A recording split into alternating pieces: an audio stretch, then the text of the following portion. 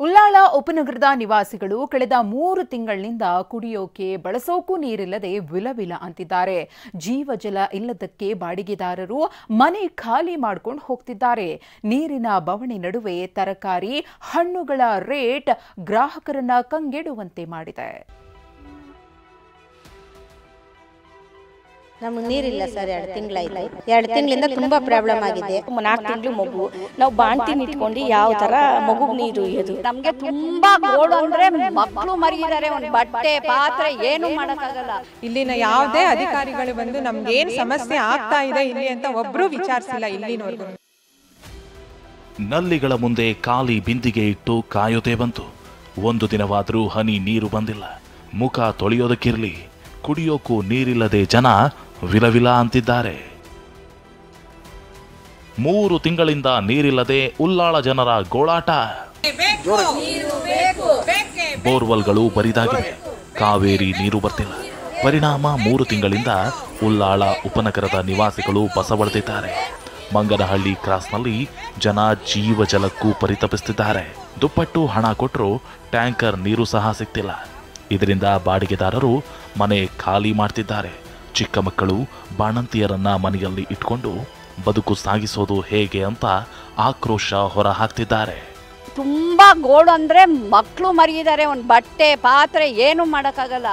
ದುಡ್ಡುಗೋಸ್ಕರ ಚುನಾವಣೆಗೆ ಬರ್ತಾರ ಅಷ್ಟೇ. ನಮ್ಗೆ ಹಾಕಿ ಹಾಕಿ ಜೈಕಾರ ಅಂತ. ಕುಡಿಯಕ್ಕೆ ನೀರಿಲ್ಲ, ತೊಳ್ಕೊಳಕ್ ನೀರಿಲ್ಲ. ನಮಗೆ ಏನು ಮಾಡೋಣ ಈ ಅಧಿಕಾರಿಗಳನ್ನ ಕಟ್ಕೊಂಡು. ಇನ್ನು ನೀರಿನ ಸಮಸ್ಯೆ ಬಗ್ಗೆ TV9 ವರದಿ ಮಾಡ್ತಿದ್ದಂತೆ ಜಲಮಂಡಳಿ ಅಧಿಕಾರಿಗಳು ಸ್ಥಳಕ್ಕೆ ದೌಡಾಯಿಸಿದರು. ಜನರ ಸಮಸ್ಯೆ ಆಲಿಸಿ ನೀರಿನ ವ್ಯವಸ್ಥೆ ಮಾಡ್ತೀವಿ ಅಂತ ಭರವಸೆ ನೀಡಿದರು. ಸೂರ್ಯನ ಶಿಕಾರಿ, ದುಪ್ಪಟ್ಟಾಯ್ತು ಸೊಪ್ಪು ತರಕಾರಿ. ಇನ್ನು ನಗರದಲ್ಲಿ ಬಿಸಿಲಿನ ತಾಪ ದಿನದಿಂದ ದಿನಕ್ಕೆ ಹೆಚ್ಚಾಗ್ತಿದ್ದು ಹಣ್ಣು, ಸೊಪ್ಪು, ತರಕಾರಿಗಳ ಬೆಲೆ ದುಪ್ಪಟ್ಟಾಗಿದೆ. ಬಿಸಿಲಿನಿಂದಾಗಿ ಸರಿಯಾಗಿ ತರಕಾರಿ ಬರ್ತಿಲ್ಲ. ಹೆಚ್ಚು ಹೊತ್ತು ಬಿಸಿಲಲ್ಲಿ ಇಟ್ಕೊಳ್ಳೋಕೆ ಆಗ್ತಿಲ್ಲ. ಮುಂದಿನ ದಿನಗಳಲ್ಲಿ ತರಕಾರಿ ಬೆಲೆ ಮತ್ತಷ್ಟು ಹೆಚ್ಚಾಗುವ ಸಾಧ್ಯತೆ ಇದೆ. ಕೇವಲ ತರಕಾರಿ ಅಷ್ಟೇ ಅಲ್ಲ, ಹಣ್ಣು ಖರೀದಿಸಲು ಹೋದರೆ ರೇಟ್ ಕೇಳಿ ಗ್ರಾಹಕರು ಶಾಕ್ ಆಗ್ತಿದ್ದಾರೆ. ಕೆಜಿಗೆ 70 ರಿಂದ 80 ರೂಪಾಯಿ ಇದ್ದ ಆರೆಂಜ್ 120 ರೂಪಾಯಿ ಆಗಿದೆ. ಈಗಷ್ಟೇ ಎಂಟ್ರಿ ಕೊಟ್ಟಿರೋ ಹಣ್ಣುಗಳ ರಾಜ ಮಾವಿನ ಬೆಲೆ ಕೆಜಿಗೆ 300 ರೂಪಾಯಿ ಆಗಿದೆ. ಗ್ರಾಹಕರು ಬೆಲೆ ಏರಿಕೆಗೆ ಶಾಕ್ ಆಗಿದ್ದಾರೆ. ಈಗ ಕುಡಿಯೋ ನೀರಿಗೂ ದುಡ್ಡು ಕೊಡಬೇಕು, ಈ ಕಡೆ ತರಕಾರಿಗೂ ದುಡ್ಡು ಕೊಡಬೇಕು ಅಂದರೆ ಎಲ್ಲರಿಗೂ ಸಾಮಾನ್ಯ ಜನಗಳಿಗೆ ತುಂಬ ಕಷ್ಟ ಆಗ್ತಿದೆ. ಅವು ಕೇಳೋಂಗೆ ಇಲ್ಲ. ಸೊ ಹಾಗಾಗಿ ಎಲ್ರಿಗೂ ಪ್ರಾಬ್ಲಮ್ ಆಗ್ತಿದೆ.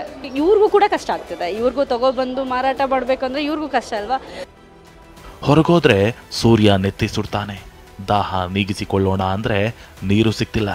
ಹೋಗ್ಲಿ ಹಣ್ಣುಗಳನ್ನಾದರೂ ತಿನ್ನೋಣ ಅಂದರೆ ಅದು ದುಬಾರಿ. ಅಂತೂ ಸಿಟಿ ಜನರ ಬದುಕು ದೇವರಿಗೆ ಪ್ರೀತಿ. ಪೂರ್ಣಿಮಾ ಜೊತೆ ಶಾಂತಮೂರ್ತಿ, TV9 ಬೆಂಗಳೂರು.